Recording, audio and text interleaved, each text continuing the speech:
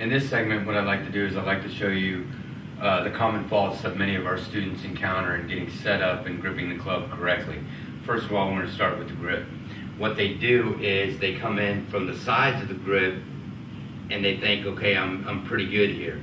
But what's actually happening is the left hand is facing this way, and when they bring the right on, it's kind of facing this way, all right? The other grip that we see is they'll come in from under correctly, and then they come on top and rotate and get onto it. Now my palm is facing over here, while the left one is facing this way. And what I'm talking about when they're facing each other, it's this part of the hand that we're really concerned about. Because if these two parts of the hands face each other, the rest of the hand's gonna fall in suit. So the right way to deal with that is we get in here, again, we're focusing on this part of our hand, okay? We get here, we set it down, now we're just coming on and coming from there, and what we're gonna notice is they're facing each other and we're able to make our stroke. Those are the common faults we see with the grip. The common faults we see with posture is that they'll come in and they don't get deep enough going back this way, and they leave their head up, and they think, okay, well, my eyes are over the golf ball, but because my head's up, it's going to cause problems or give us issues when we go to actually make the stroke. Let me show you what these faults look like from down the line, because they're a lot easier to see from that perspective. When they get set up, they come here, they don't go far enough back with the butt going up and back by pushing the belt buckle up and back. They go a little bit, their head stays up, they look down with their eyes and they're like, okay, I'm in a good stroke. But as I said, because the head's up, it's going to give us issues when we actually go to make the stroke. The second common fault we see is they get down correctly, but they still leave their head up, and instead of having weight on their left, they leave themselves equally balanced, or what they think is equally balanced. And again, that's going to cause issues as we're going to make the stroke. The next common fault that we see is they get here, they come down, and they get too much weight on the left, which is like almost 100% versus just 80. There's got to be the down pressure, and the down pressure, all that's happening is the knee just feels like it's moving to the third toe of the left foot. That's all it is. It just slightly moves to the third toe of the left foot, and that puts 80% of our weight on our left. It's not jumping over to getting outside of our foot to where we get weight on our left. It's just getting that knee, the left knee, to go towards the third toe of the left foot, and our arms stay underneath us, the hands are underneath the shoulders, the head's down by the butt being up, and we're able to make a good stroke.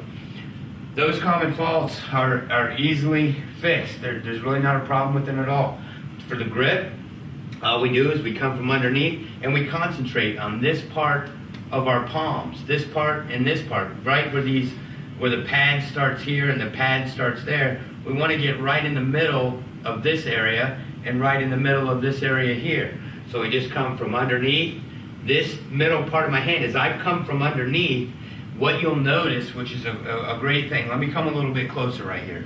What you'll notice is when I come from underneath, okay, I'm coming from underneath, but this part of my pad is absolutely, if I took a line and went through my hand here and came out the other side, when I get here, that part of my pad is going straight to the target line, okay? If the ball's here and my hands are here, the ball and this line, if they were on two lines, are parallel to each other.